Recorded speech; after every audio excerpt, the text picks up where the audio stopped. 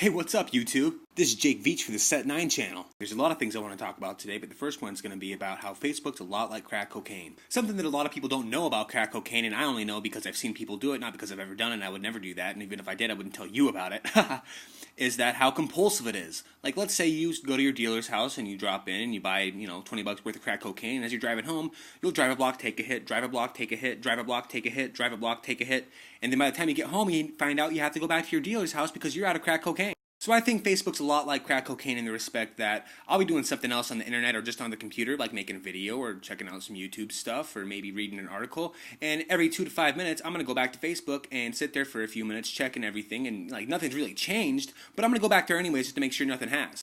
I'm going to delete that part so you don't even get to see it. I also think it'd be really fair to talk about that little endorphin rush you get whenever you see the little 1 or 2 or 3 or 8 by that planet. You know the planet that sits at the top of your page where you get notifications? That's what I'm talking about. So whenever I see a number appear by the planet, I always get really excited and I rush up there because somebody's done something that involves me, and I'm an egotist, and that's how I roll, bitch. So I go up there, and it's always from some group that I have membership with that I don't even really care about and I never even look at, and if I had, maybe I'd care a little bit, but I don't, so I didn't and I won't. But when it's something involving me, like an update that I made that's wickedly brilliant and somebody's commented on it or liked it or something like that, I always do something a little bit like this.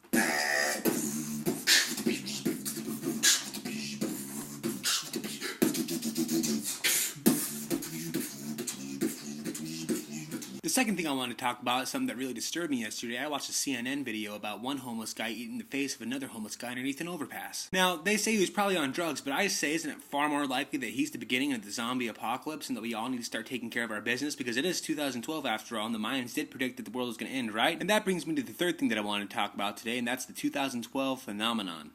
Now, do you all remember Y2K and how big of a deal that was and how that was going to ruin everything, and then it didn't, and we all felt like jackasses for buying a bunch of survival supplies? Well, the same thing's happening right now, and regardless of whether the Mayans actually predicted the end of the world or not, and regardless of whether or not the world's actually going to end, it doesn't really mean a whole lot to me right now, because if I don't start working and get more money, the world's going to end for me pretty quick because I need to eat some food.